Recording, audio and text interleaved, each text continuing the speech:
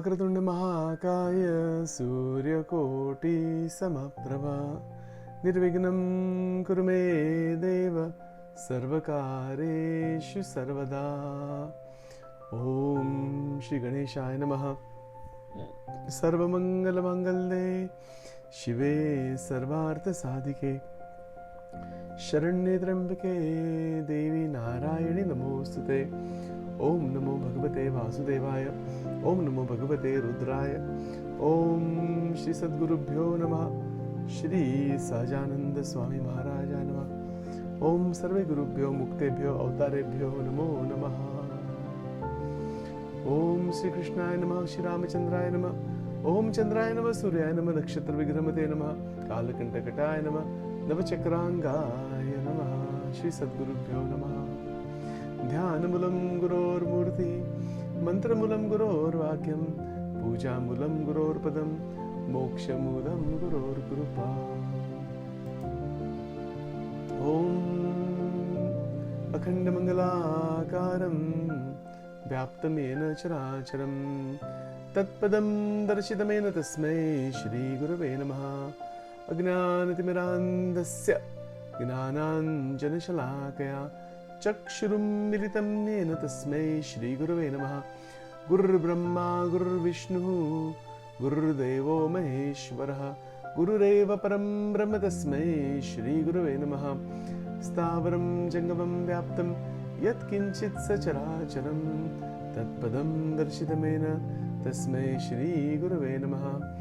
चिन्मयं व्यापि यत्सर्वं त्रैलोक्यं सचराचरं तत्पदं दर्शितमेन तस्मै श्रीगुरवे नमः। सर्वश्रुतिशिरोरत्ने विराजितपदाम्बुजः वेदान्ताम्बुजसूर्यो यः तस्मै श्रीगुरवे नमः। चैतन्यशाश्वतं शान्तः व्योमातीतो निरञ्जनः नादबिन्दुकलातीतः बिन्दुनादकलातीतः तस्मै श्रीगुरवे नमः। ज्ञानशक्तिसमारूढः तत्त्वमाला विभूषितः भुक्तिमुक्तिप्रदाता च तस्मै श्रीगुरवे नमः। अनेकजन्मसम्प्राप्त कर्मबन्धविदायिने आत्मज्ञानप्रदानेन तस्मै श्रीगुरवे नमः। शोषणं भवसिन्धोश्च ज्ञापनं सारसापदः गुरोः पादोदकं सम्यक् तस्मै श्रीगुरवे नमः। न गुरोरधिकं तत्त्वं न गुरोरधिकं तपः तत्त्वज्ञानात् परं नास्ति तस्मै श्रीगुरवे नमः। ॐ मन्याथः श्रीजगन्नाथः मद्गुरुः श्रीजगद्गुरुः मदात्मा सर्वभूतात्मा तस्मै श्रीगुरवे नमः। गुरुरादिरनादिश्च गुरुः परमदैवतं गुरोः परतरं नास्ति तस्मै श्रीगुरवे नमः। त्वमेव माता च पिता त्वमेव बन्धुश्च सखा त्वमेव विद्या द्रविणं त्वमेव सर्वं मम देव इति श्री गुरुस्तोत्रम। श्री सद्गुरुभ्यो नमः। ओम भगवते श्री स्वामी नारायणाय नमः।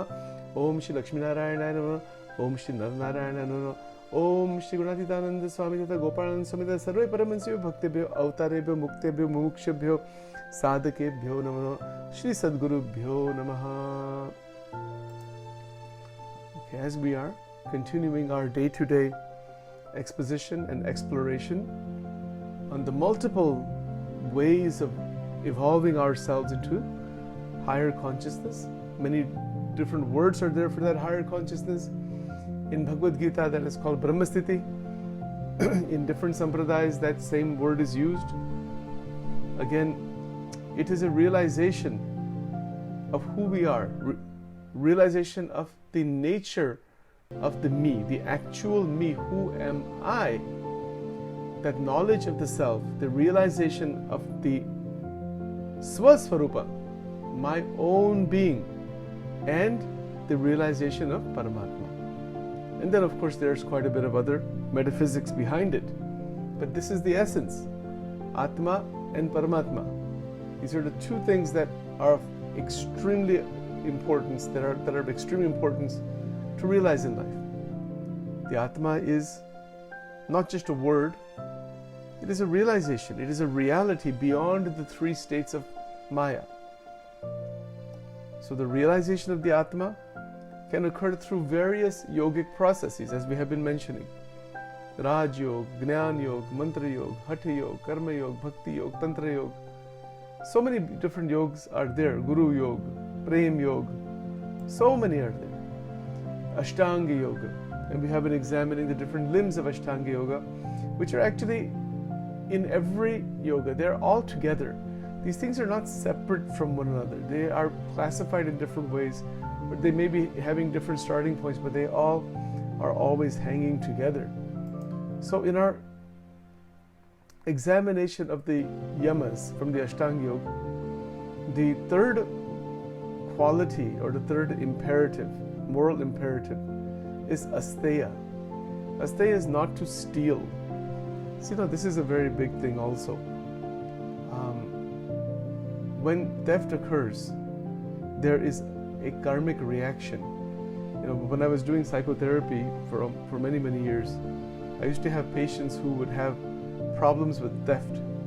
They will go sometimes into stores and just steal things, water bottles or candies or toys or anything, just small things that they'll steal and go home, and then they sit in the car and they get away with it, and there's a high that comes from that. They feel a certain pleasure from that.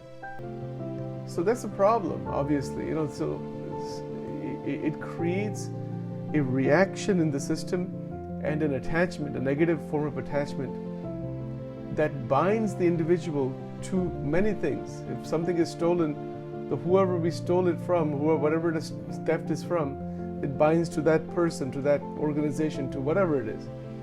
And then it strengthens the ego.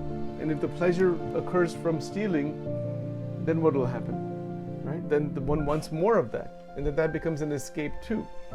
So it's called kleptomania technically in psychology.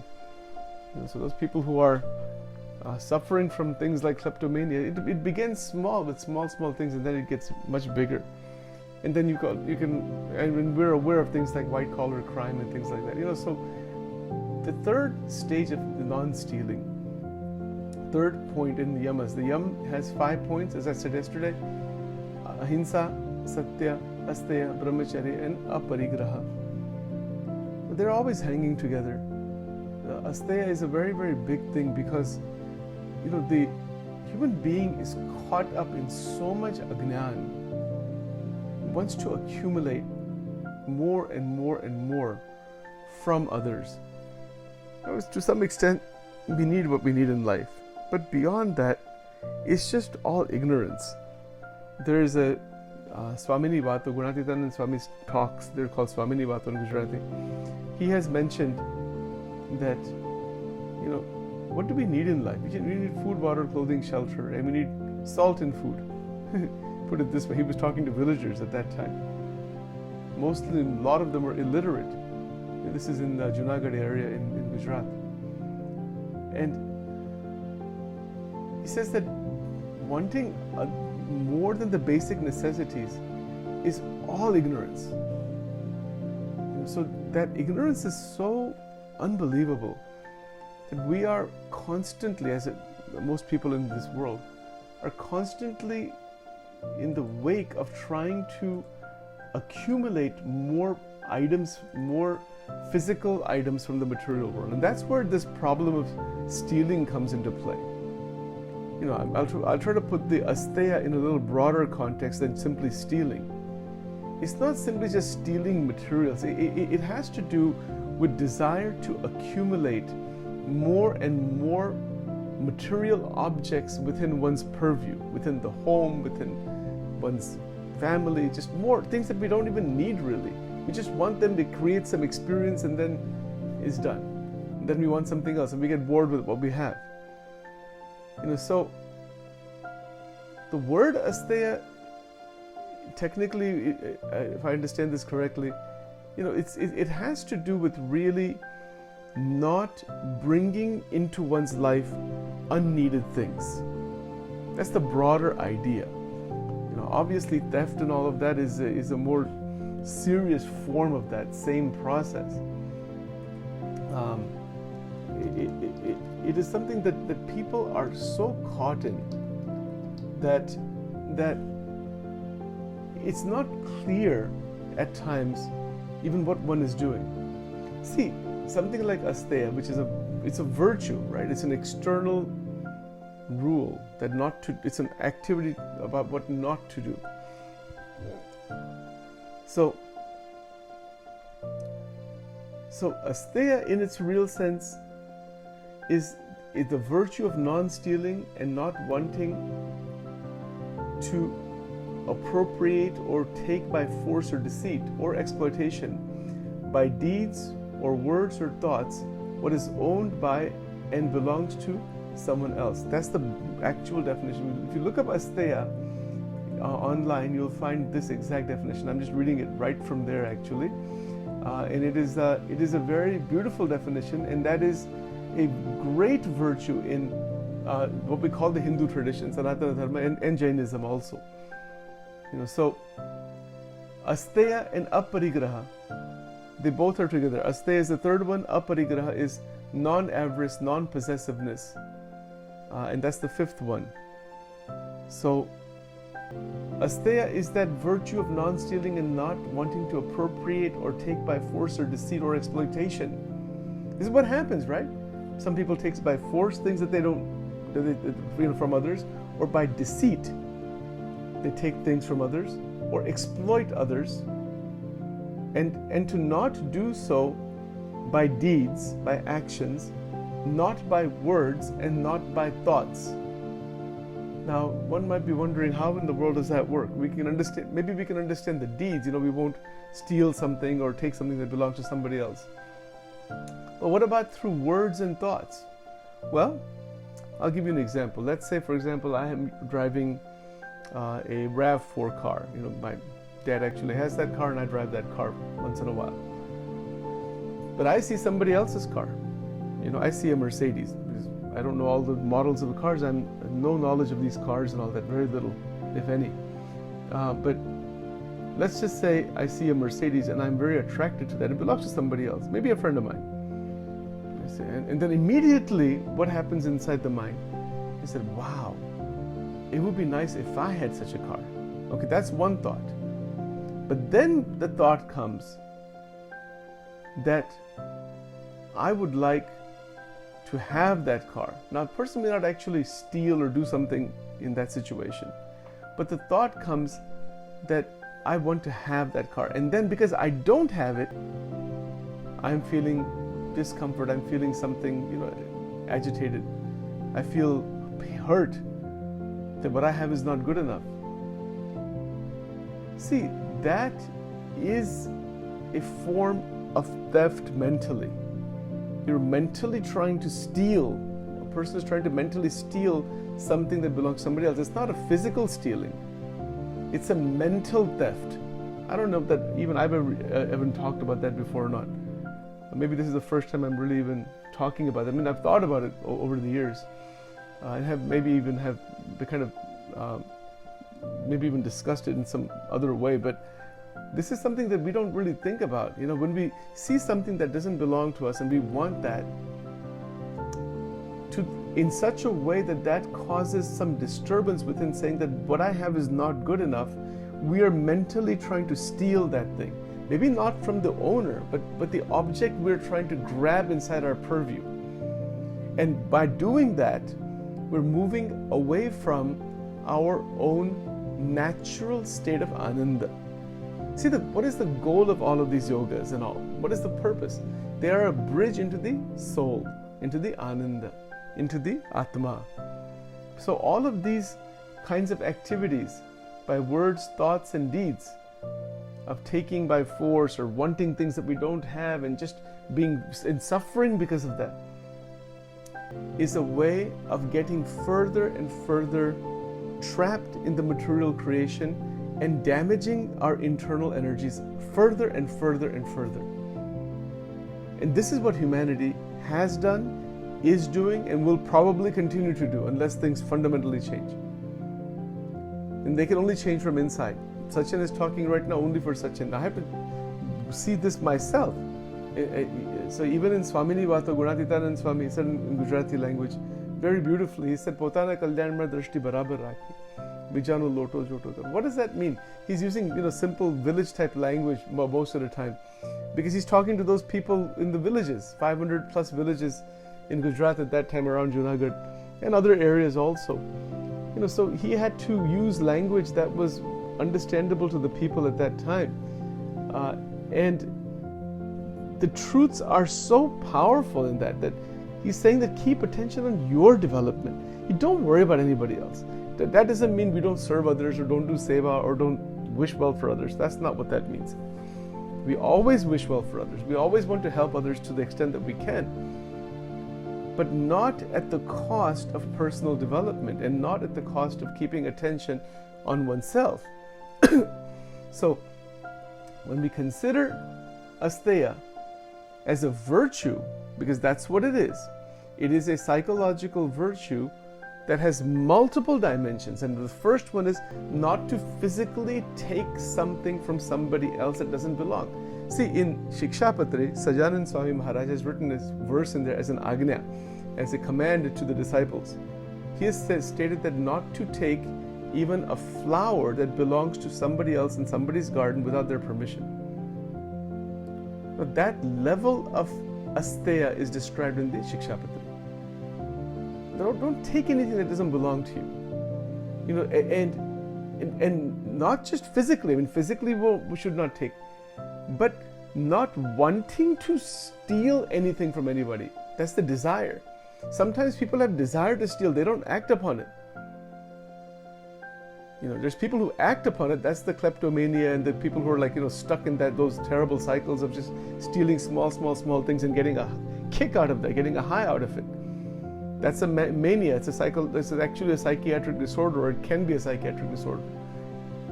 But there's also quite a few number of people that would like to steal things, but don't actually do so. But the desire to steal them is now within their mental space.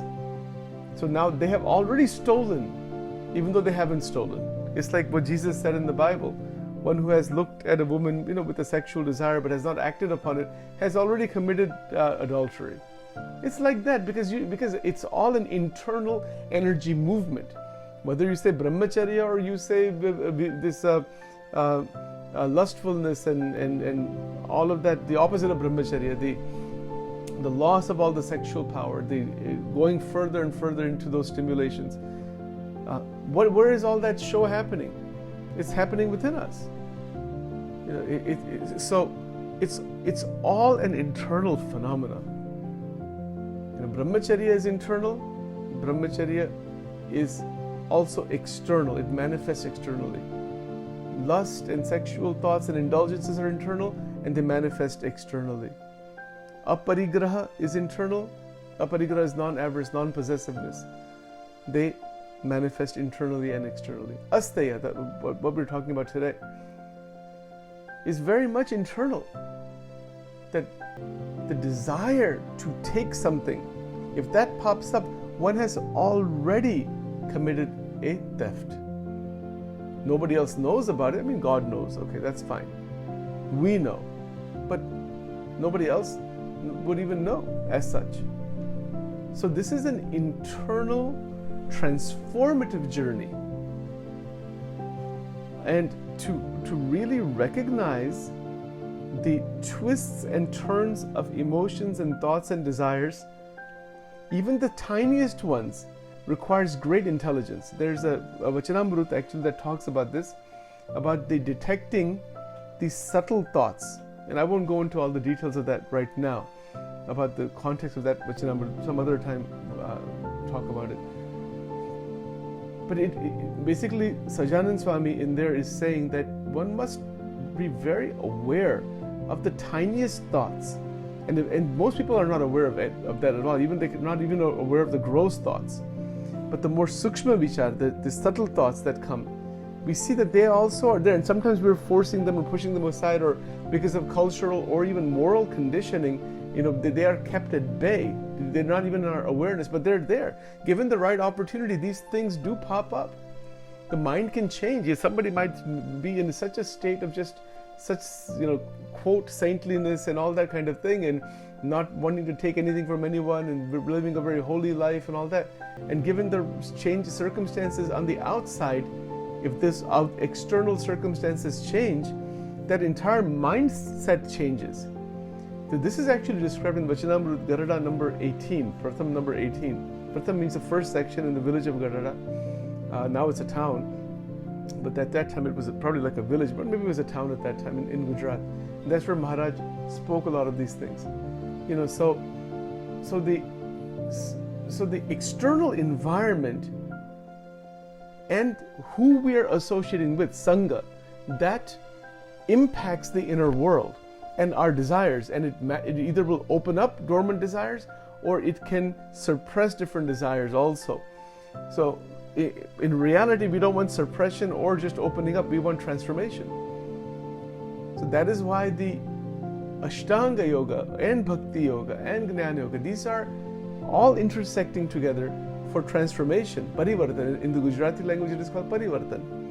It is transformation, not simply change, and not simply following just external rules. There are the do's and the don'ts, and every religion, every tradition has do's and don'ts. But why are they there? What is the purpose of them? The purpose is very simple.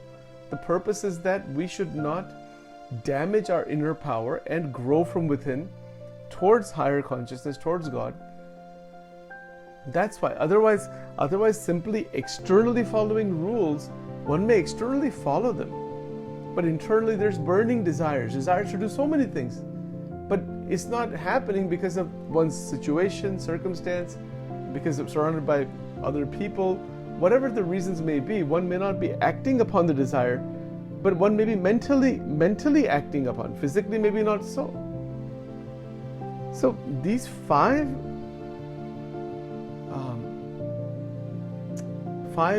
virtues, ethical rules or virtues of the yamas in the first stage, yam, in the Ashtanga Yoga, yam, niyam, asana, pranayam, pratyahara, dharana, dhyana, samadhi. The first one has 5 parts. And before actually one goes to the next stage, the next anga, that's the yam, the niyama anga, these 5 need to be solidified to 100% level. You see, samadhi is not something that's going to just happen. Samadhi is not something somebody can purchase.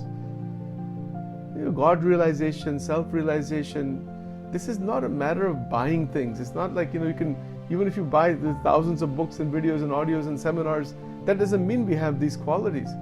That's good to have all that. If that leads to this, if that leads to actual realization of having these qualities and these virtues are the doorway into joy. And that is where, again and again in the scriptures of the world, the importance of great sages are there. Gurus, Satgurus, Satpurush, in Vachanamrut terminology, Satpurush, as I mentioned yesterday. Why is that necessary? Because that is a role model for us, that look, we can become like this, or this is our real self. When we see an enlightened being, whoever it might be, we see that, we can detect, we see something extraordinary in that person. And we have that feeling, oh wow, this is beautiful. If we have that feeling and that vision and that recognition that there's extraordinary qualities in this being, then those qualities are only being recognized because we have them. There's no way to recognize something in anyone, whether it's a good quality, bad quality, divine quality, any quality, unless we have it. If we see somebody is angry, that's because, yes, we may see the anger, but if we start feeling the anger because of somebody else's anger, that just means that we have already dormant anger. Otherwise, we wouldn't be able to see the anger. Now, what happens if a person doesn't have anger, or let's say doesn't have this quality, of wanting to steal anything from anyone? One can still see that there is stealing going on, but one one does not resonate with that quality. One sees it and sees it as part of Maya, part of ignorance, and leaves it alone. And one wishes well for the person, who may be whoever is engaged in that, they're engaging in it out of ignorance. It's not to criticize the individual. It's that they're stuck, they're getting trapped, and one who is free can see bondage. Not one who is bound can see bondage. See, how can, for example, Sachin here, who's speaking, who's just a sadhak, just attempting to contemplate on these things, right? If I want to see what is ahimsa, satya, asteya, brahmacharya, aparigraha, if I really want to understand these, or if I want to see these in others, I have to have them. But if I, in theory, let's assume for a moment, in theory, Sachin has all five, in theory. If they're all present, then Sachin is, or how can I say, the intelligence within the mind can perceive in the external world all of that which is not ahimsa, not satya, not asteya, not brahmacharya, not aparigraha. Everything that is going on in the world that is contrary to those five, immediately that can be perceived. So freedom, by staying in the state of freedom, one perceives ignorance.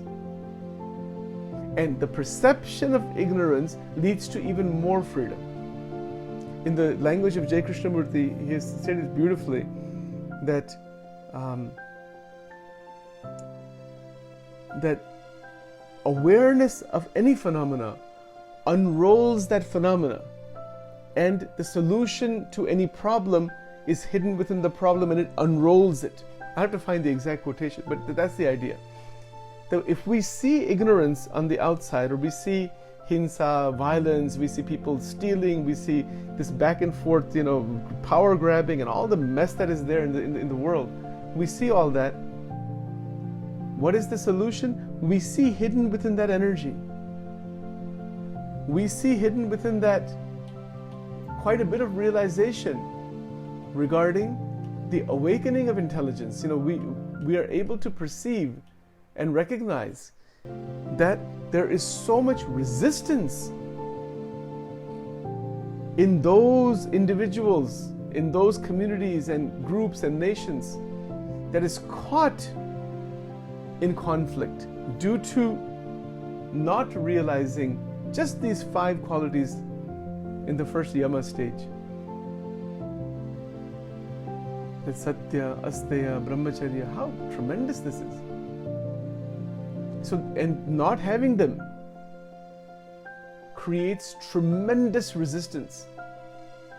It creates attachment. It creates the pursuit of power with all of its complications, as J. Krishnamurti's quotation, as I mentioned before. And one becomes ruthless. We see this is what's going on.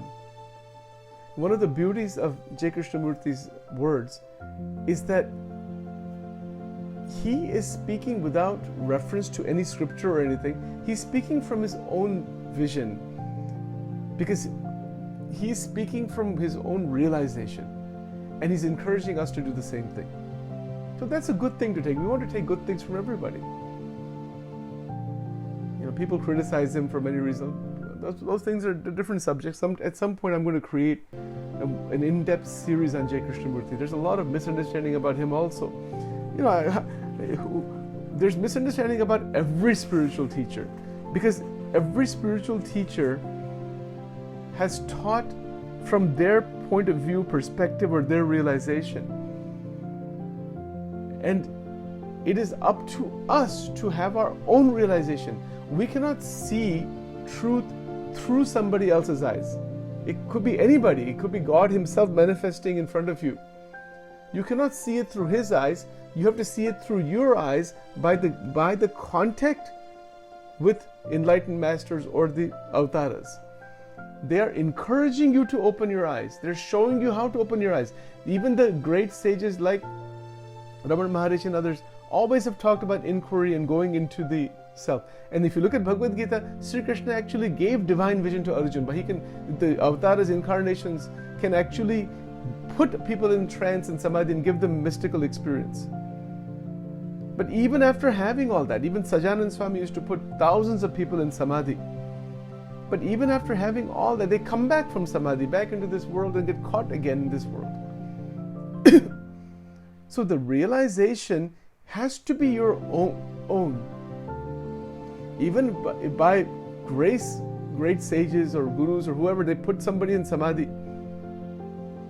They can do so because that's a divine power. But then the person cannot remain in Samadhi because they're still wanting things of this world. So when they come back into the world, unless they develop from within all of the spiritual knowledge and realization, they cannot have that kind of living Samadhi, living liberation. So truth cannot be seen through somebody else's eyes because you are the seer of the truth. See, in Vachanamrut, Garada number 20, Pratham number 20, Maharaj has used some strong language there. He says, who is the most ignorant person? Agnyanima Agnani. He says, when you do not know who you are the most foolish person, the most Agnani person, the most downtrodden person, the most confused person, the most deluded person. These are the language he's used. He's used very strong language to try to awaken into the realization that I am the Atma. And by not realizing that, we are constantly caught within the ignorance of the mind that keeps generating the massive confusion. And then that confusion just fragments further. It grows unbelievably within families, within communities, and hence we have our world in human civilization that is just continuously going into this kind of conflictual modality. Not everyone, obviously, and not every time, but it's there quite often. I mean, good Lord, look at just how many weapons countries have. You kind of wonder, you think about Asteya and non-stealing and these qualities. These are extraordinary things. If all the leaders of the world got together and said, let's unify this beautiful world. We are one family, Vasudeva Kutumbakam. Now, how much intelligence does somebody need? We don't even have that basic intelligence to do that all the leaders of the world can come together and say, let's make this a beautiful, cohesive humanity that can function beautifully. So we eliminate poverty, eliminate lack of education, eliminate diseases as much as possible, eliminate hunger, provide education to everybody. Every human being is from a more religious point of view, God created man in his own image. I mean, why this cannot be done? But again, it has to do with the me versus the you. Me trying to grab something from you. See, this Asteya, this particular quality that is talked about by Patanjali in the Yama, just if that one is there among all of the politicians and the people of the world would become heaven within less than a year, maybe within a few months only. But we're not in that state because there's continuous strife. Maybe because of differences and all that, but even if differences are there, the ability to sit together with love despite the differences is what can break through the conflicts of the world. But we don't know how to do that. That is why psychologically humanity is in its infancy. We have not evolved internally, we have evolved technologically. We have evolved in so many other ways, but we have not evolved internally, the inward poverty that J. Krishnamurti talks about. The great sages and the great rishis have talked about the inward wealth. Antarik Vaibhav, in Gujarati is called Antarno Vaibhav. And when you tap into that wealth, my God, then the whole world, we can see where it stands. And that is that living liberation, and then to encourage others. That beautiful, it's like an arati or maybe it's like a bhajan. Jota se jota jagao, Sadguru mere antara tinira mitao. Oh great Sadguru, you please awaken the Jot. Jot means the divine light, so that all of the ignorance falls away. And there are quite a few organizations, spiritual and religious and social, that are trying to do this. This is not a new idea. Sachin isn't saying anything new here. But why isn't it being done? What's the cause of it not actually manifesting in real life? Well, one simple answer is that this world is a place to do all of this. People are going to come with ignorance, so you cannot expect that they're going to do this right away. That is why satsang is needed, gurus are needed, scriptures are needed to evolve. That's the whole concept of guru. Guru is not just a person outside, it's an evolution from within. A child is born, child needs the guru, mother, father, they're all gurus, matru, deva, bhava, pitru, deva, bhava, acharya, deva. What is the reason behind that? Because you were born without understanding, so you have to gain that. And then eventually, those who are the evolved beings, if they come together, and then if the politicians and the leaders of the world come together, then the world can become heavenly, it can become beautiful, it can become where we don't wind up hurting each other, even though we have differences. But it has to do with power, control, position. It has to do with me versus you. Look at the political map in the world. So everything is divided everywhere. Every division, you see nothing but division. Functionally, if that was the case, that's one thing. Go into outer space. Do you see any boundaries between any country? We are the creator of these boundaries, and then we live in them, accepting them as true, and then from there creating chaos and conflict and problems for everybody. And then suffering. So who is the cause of suffering? We are, by creating boundaries with each other that are divisive in nature, where we are stealing, wanting something from another person, Asteya, the third quality. So this entire contemplation today has been just on that point in a kind of a little long-winded manner, but these are some thoughts on my part. It is my prayer to the Supreme Lord, to all the great sages, to all the great gurus, and to everyone who is trying to do this, that Sachin be blessed by this, and that we can start living in this state. This is a tremendous state to live in. It is a evolved, very, very beautiful type of life available for every human being. Adi Shankaracharya ji has stated that the human body is rare. If we have human body, then these qualities, the mukshutvam, the desire for liberation, is even more rare. And the contact of great sages, Mahapurusha Saunshrayaha, that the ashraya, the taking the refuge, the shelter of an enlightened sage, that can be done in so many ways. It can be done through books, it can be done through physical sages, it can be done through scriptures, but ultimately taking that refuge is a mental state. It's the mind that has to take refuge. It's not about just sitting physically with gurus. There are those who are interested in just running after gurus, but they're not resonating with the gurus, what the guru is teaching. They're just interested in hero worship kind of stuff. That isn't spirituality, that is hero worship. Okay, you can start there, but if somebody is in a state of zero and doing hero worship, you want to go from zero and become your own hero. It's like that. You see, so hero worship isn't spirituality, it is quality worship. Sadgun means the divine qualities. That is what we are worshipping in the sages, or worshipping in the sense we are resonating with them, inculcating them. That is why in Vachanamrutam Maharaj said, Satpurushne Vishay Dharad Priti, Ej Atma Darshan Sadhan. That means that the darshan of the Atma, the realization of the Atma, can happen when one resonates with the qualities of the Satpurush, resonates with that enlightened state. It's a resonance with the state. People are so attached to the form, but they forget many times what is the quality inside. Otherwise, Guru is not by anything external, by external garb. It is by realization. It is by presence, not by anything else. Is by presence. Yes, there are so many people who can talk on spirituality.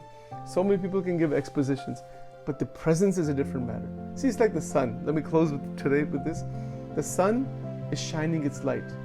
It's not saying anything to anybody. It's not giving any spiritual discourse. It's not giving any scriptural interpretation. It's not doing any of that. It's just presence. That is the divinity. That's the reality. Presence speaks, not I am speaking. That's the difference between those of us who are just talking. It's good to talk. We need to do that. But that's not the goal. The goal is presence. With those thoughts, I close this recording today with best wishes for everybody in the world, and may the Lord bless us all. Thank you.